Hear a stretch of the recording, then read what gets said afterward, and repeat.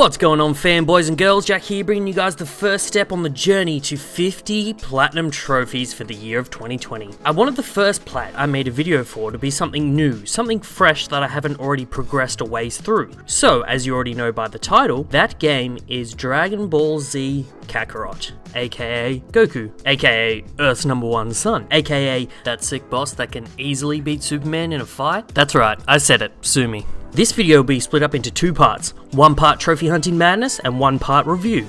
So, in the words of our one true saviour, Eshketty. Now, I wasn't certain going in that I would platinum this bad boy, not knowing whether or not it would actually turn out to be a good game. Jump Force has left deep scars on my soul. But seeing the list early on, I thought it would be one of the easiest platinums I've ever popped. And I was right. Dragon Ball Kakarot has one of the easiest lists of trophies I've ever seen. Here's the rundown. First, we have to finish the main story.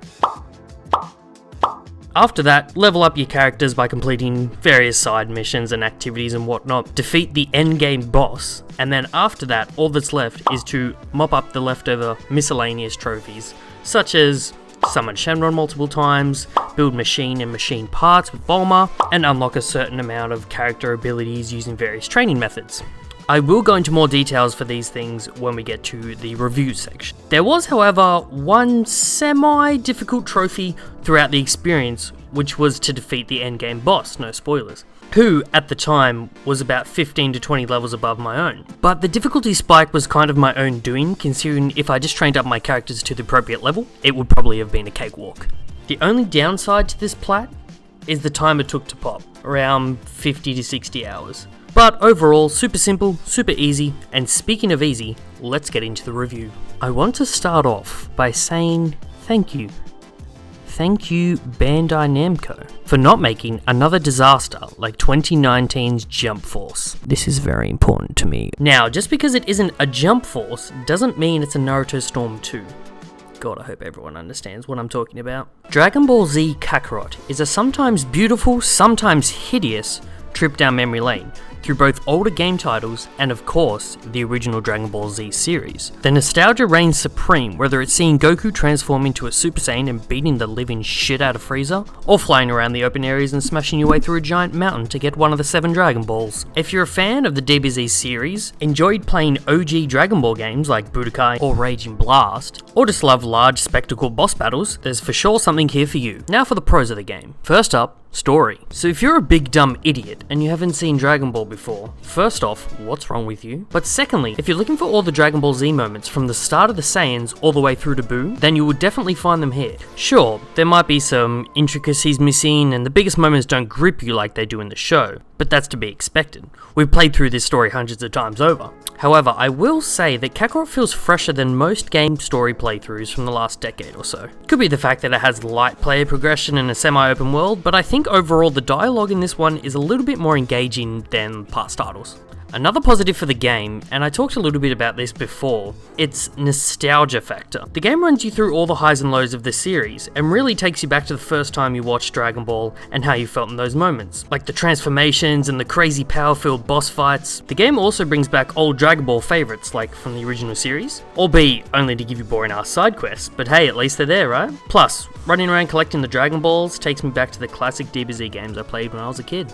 Alright, so the last positive I have for the game is the boss fights. Although far too easy, the boss fights in this game have you feeling like a complete badass in a lot of the moments. Performing giant special moves, dodging the enemy's ultimate attack, and clashing 2 Kamehamehas together feels super satisfying. Blocking at the last second and teleporting behind the enemy and smashing them into the ground is what the combat does well. Unfortunately, I can't say this is the case for the rest of the game. The other battles throughout the game involve the same mechanics and concepts, but never have the same feeling when you're up against one of the big bad. Plus, overall, the combat in all the encounters is far too easy, and that brings me to the cons of this game. Oh boy.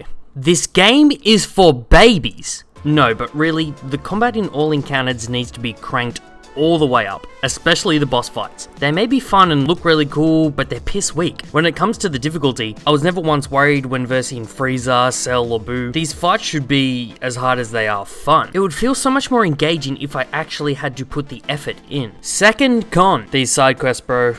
Yikes. Hey Goku, could you find my lost carrot? Hey Vegeta, fight this robot, please.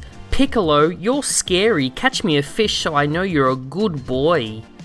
This is what you have to look forward to when it comes to completing side quests. I got about 3 or 4 side quests in and just started skipping the dialogue. Only good for XP, poopy ass shit, dude. Thirdly, this one is half good, half bad, I guess. But the semi-open world, while being pretty big, feels super empty.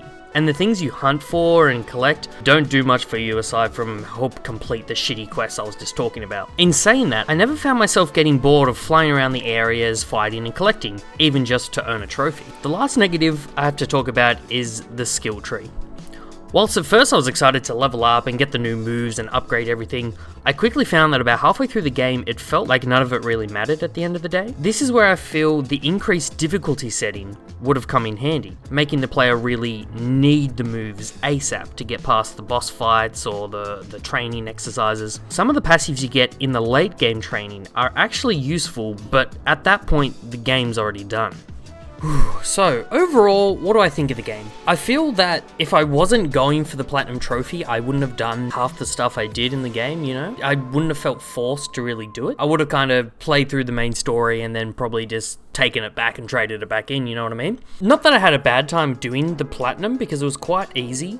And, you know, some of it was actually pretty fun. But I think this game could have done with maybe like an extra year of development time and just kind of really polished it made the side quests a little bit more interesting, have that extra difficulty rating, and improve the skill tree a little bit. And maybe you would have had like a 9 out of 10 really, really great game. But overall, I still really enjoyed Kakarot.